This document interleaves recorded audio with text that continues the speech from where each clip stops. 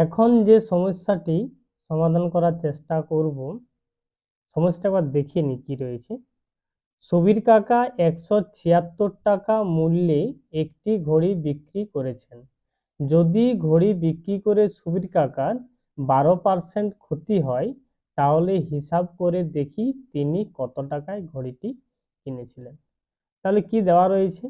সুবীর কাকা 176 টাকা মূল্যে একটি ঘড়ি বিক্রি করেছে, অর্থাৎ এই 176 টাকা হলো তার বিক্রয় মূল্য। যদি ঘড়ি বিক্রি করে সুবীর কাকার 12% ক্ষতি হয়, 12% ক্ষতি হয়, তাহলে হিসাব করে দেখি তিনি কত টাকায় ঘড়িটি কিনেছিলেন।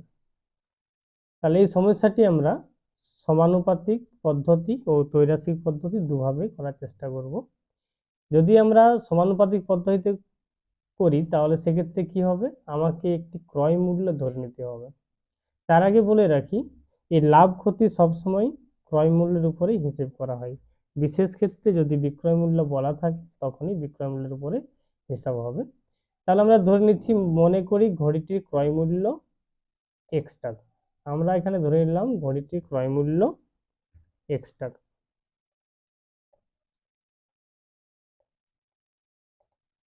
সমস্যাটি গণিতের ভাষায় প্রকাশ করে পাই, সমস্যাটি গণিতের ভাষায় প্রকাশ করে পাই।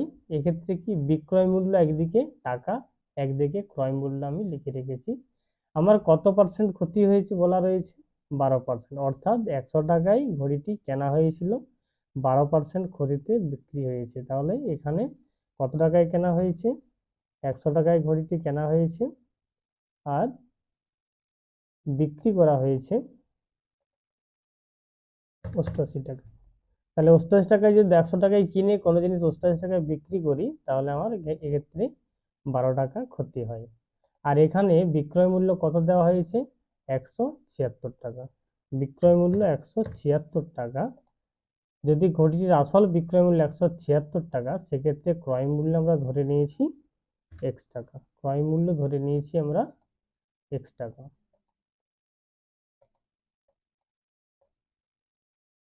তাহলে এবার আমরা দেখে নিই এই বিক্রয় মূল্য ক্রয় মূল্যের মধ্যে পারস্পরিক সম্পর্ক কি।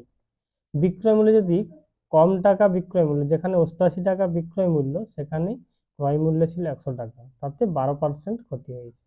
যদি বিক্রয় মূল্যটা 88 থেকে বেশি হয়ে যায়, তাহলে ক্রয় মূল্য নিশ্চয়ই এক্ষেত্রে 100 থেকে বেশি ছিল।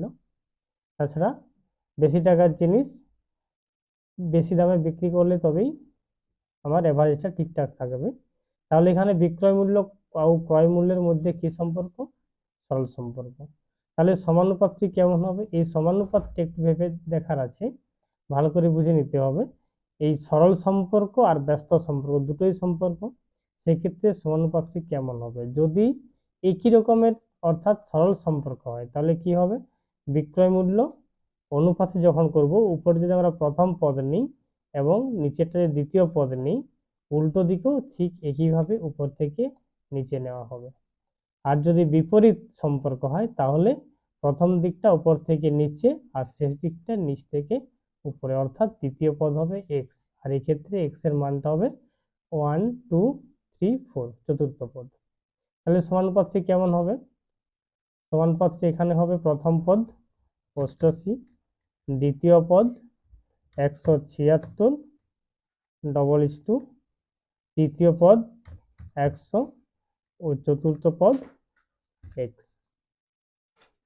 তাহলে এখান থেকে আমরা যদি সরাসরি সম্পর্কে চলে যাই, এক্ষেত্রে অতএব এই চারটি পদের মধ্যে পারস্পরিক সম্পর্ক কি? প্রথম পদ আর শেষ পদের গুণফল, অর্থাৎ এক্ষেত্রে 88 ও x এর গুণফল, এক্ষেত্রে দুটোই গুণ চিহ্ন x চিহ্ন একই রকম হয়ে যাচ্ছে, করার কিছু নেই। ইকুয়াল টু দ্বিতীয় পদ গুণিত তৃতীয় পদ। এটাই চতুর্থ সমানুপাতিক সূত্র।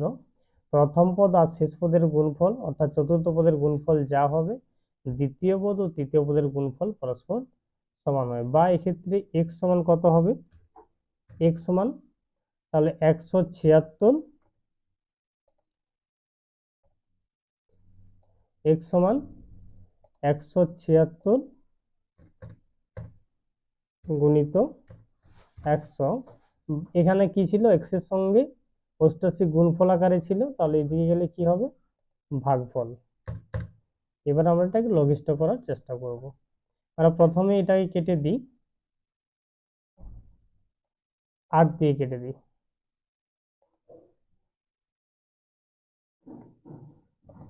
প্রথমে এটাকে 8 দিয়ে কেটে দিই। 8 11 88, 8 11 88, আর এখানে কত হবে, 8 2 16 1, 8 2 16 22। এবার যদি আমার এটাকে আবার 11 দিয়ে কেটে দিই, আবার যদি এখানে 11 দিয়ে কেটে দেওয়া হয় 11, আর এখানে 11 2 22, 11 2 11 2 22। তাহলে কি কি রইলো উপরে, 2 রইলো আর 100, গুণফল কত হবে, তাহলে বা x ইকুয়াল টু 100 দিয়ে গুণ করলে 200। তাহলে এখানে ক্রয় মূল্য কত বেরিয়েছে, x সমান 200, অতএব সুবীর বাবু ঘড়িটি 200 টাকায় কিনেছিলেন। এটা এখানে নির্ণয়। আবার যদি আমরা দ্বিতীয়ভাবে করতে চাই, সমস্যাটি গণিতের ভাষায় প্রকাশ, দ্বিতীয়বারে ত্রৈরাশিকের ক্ষেত্রে করলে কি হবে, সেক্ষেত্রে x ধরার প্রয়োজন নেই।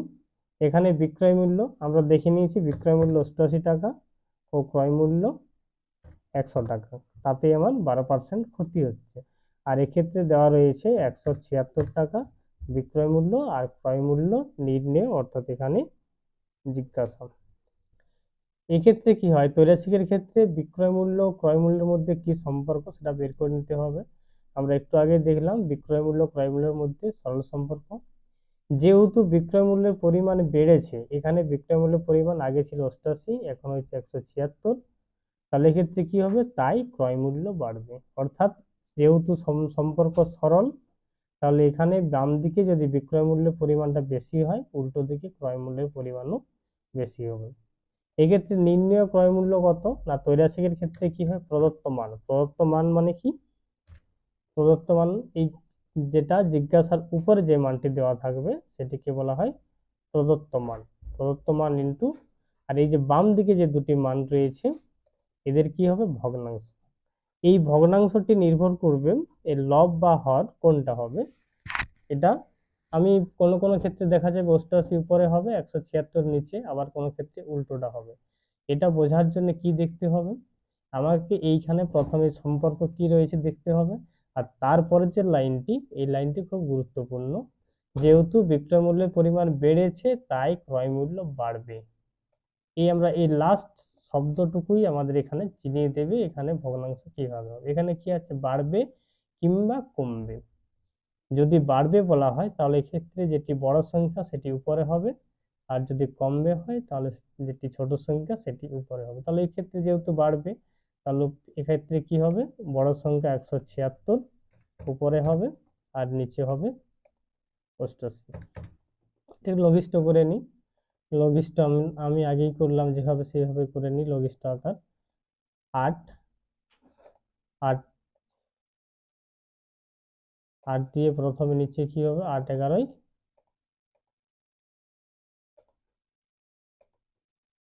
8 11 88, আর উপরে হয়েছিল 22, উপরে হয়েছিল 22।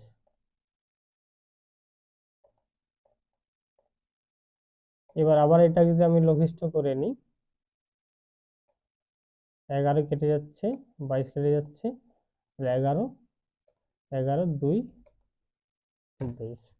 তাহলে কি রয়েছে উপরে, এখানে রয়েছে 100 আর এখানে 2, গুণ করলে কত পাওয়া যাবে, সমান 200 টাকা।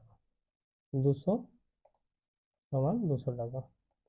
তাহলে এক্ষেত্রে কি হবে, সুবীর বাবু এখানে অতএব দিয়ে দিতে পারি আমরা, অতএব সুবীর বাবু ঘড়িটি কত টাকায় কিনেছিল, আর নির্ণয় ক্রয় মূল্য 200 টাকায় কিনেছিল। আমি ত্রৈরাশিক ও সমানুপাতিক দুটি পদ্ধতি করে দিলাম। যেটি নিজের ভালো মনে হবে সেই পদ্ধতিতে করাই ভালো।